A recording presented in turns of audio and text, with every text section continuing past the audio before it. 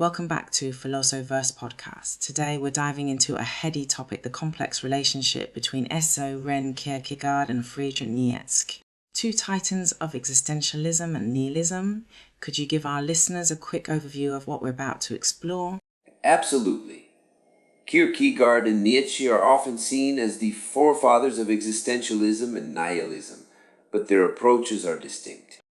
While both challenge traditional philosophical frameworks, their interpretations of human existence, truth, and meaning diverge significantly. We'll unpack their key ideas and see how they shape these philosophical concepts. That's fascinating.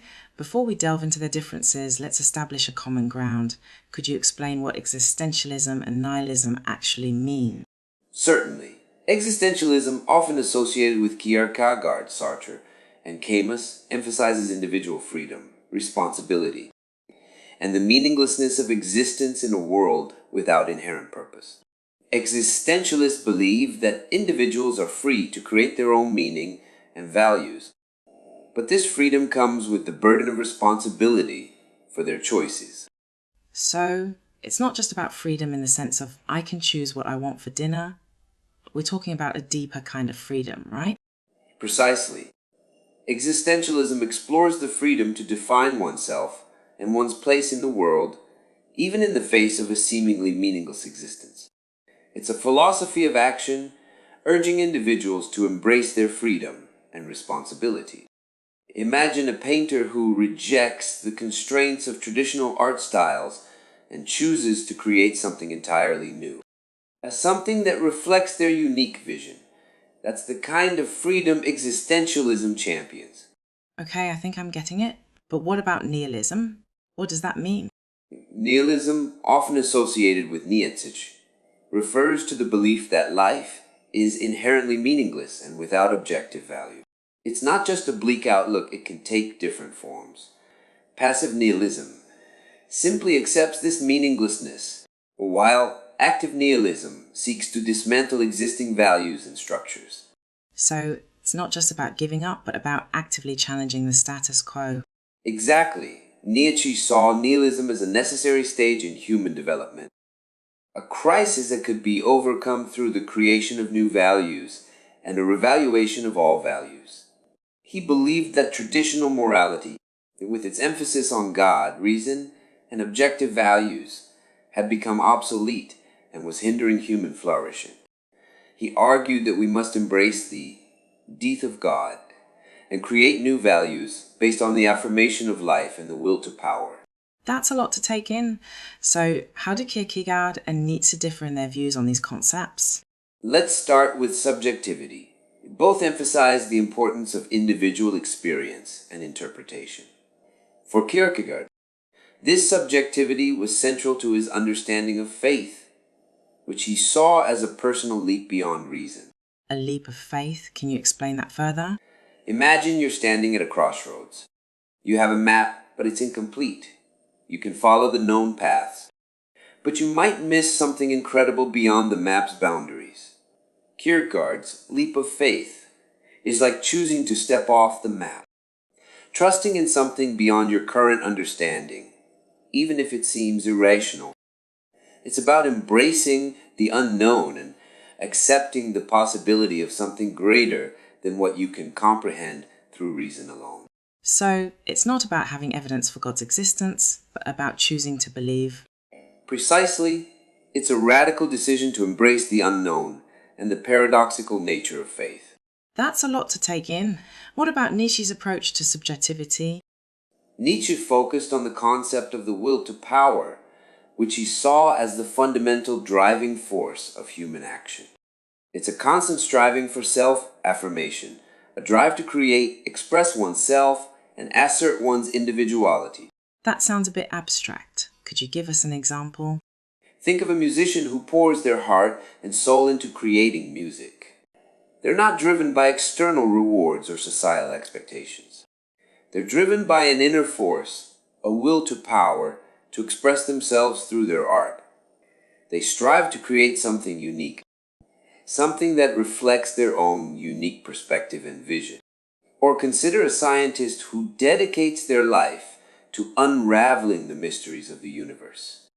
They're not driven by fame or fortune, but by a deep, seated desire to understand the world and their place in it. This drive, this will to power, is what pushes them to overcome challenges, to break boundaries, and to create something new. Or think of a writer who wants to capture the essence of human experience in their words. They are driven by a will to power, to express their own unique understanding of the world, and to create something meaningful and lasting. Or even a business leader who strives to build a successful company, driven by a desire to leave their mark on the world. All of these individuals are driven by a will to power, a desire to create, to assert themselves, and to make their mark on the world. So both Kierkegaard and Nietzsche emphasize individual experience, but they focused on different aspects of it. One focused on faith, the other on the will to power. Exactly. This leads to the divergent interpretations of nihilism. Kierkegaard saw the absurdity of existence as a reason to embrace faith, while Nietzsche saw it as a challenge to overcome through the creation of new values. That's really interesting. So Kierkegaard saw faith as a way to find meaning in a meaningless world, while Nietzsche wanted to create new meaning through the will to power. Precisely. Kierkegaard saw faith as a way to transcend the limitations of reason and embrace the absolute, while Nietzsche believed that humanity could overcome nihilism by creating its own values and affirming life itself. It's amazing how their philosophies, though seemingly similar, led to such different conclusions. Could you summarize their key differences for our listeners? Certainly. Kierkegaard focused on the individual's relationship with God and the importance of faith, while Nietzsche focused on the will to power and the need for a revaluation of all values. Kierkegaard saw faith as a solution to the absurdity of existence, while Nietzsche saw nihilism as a challenge to overcome through self-creation. That's a great way to put it. I think it's fascinating how these two thinkers, living in different times and with different backgrounds, could arrive at such profound and challenging ideas. Indeed, their philosophies continue to resonate with us today, prompting us to question our own beliefs and to explore the meaning of our own existence. Thank you for breaking down these complex ideas for us. It's been a fascinating journey. You're very welcome. I hope our listeners found this exploration of Kierkegaard and Nietzsche enlightening. Remember, these are just a few key ideas from their vast bodies of work. I encourage you to delve deeper into their writings and continue exploring the Philosopher's podcast. And that's a wrap for Philosopher's podcast. Tune in next time for another exploration of the world of ideas. Until then, keep questioning, keep thinking, and keep exploring. Thanks for joining us. And remember, the journey of philosophical exploration is a lifelong one. Keep searching for meaning and truth in the world around you. And remember, you don't have to be a philosopher to engage with these ideas. Everyone has their own unique perspective and their own journey of self-discovery. So embrace your own will to power and create your own meaning in the world. Exactly. Keep questioning, keep creating, and keep living your life to the fullest. Until next time, and don't forget to check out our website for more information on Kierkegaard, Nietzsche, and other great philosophers. We encourage you to explore it and continue your journey of intellectual discovery.